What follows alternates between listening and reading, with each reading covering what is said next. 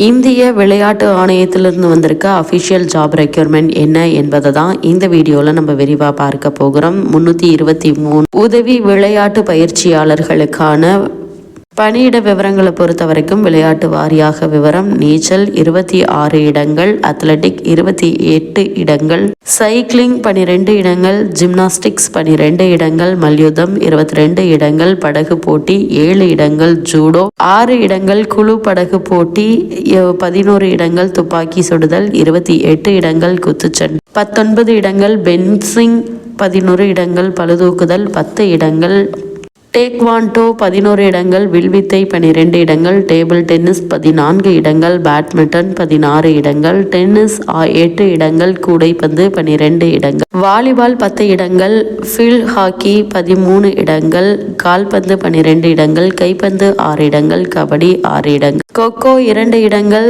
ஜபக்கத்ரே 3 இடங்கள், உசு 6 இடங்கள். இந்த பணிக்கான சம்பளம் 35,400 முதல் 1,12,400. வயது 30 இருக்க வேண்டும். இந்த பணிக்கான குவாலிஃபிகேஷனை பொறுத்த வரைக்கும் ஸ்போர்ட்ஸ் அத்தாரிட்டி ஆஃப் இந்தியா அல்லது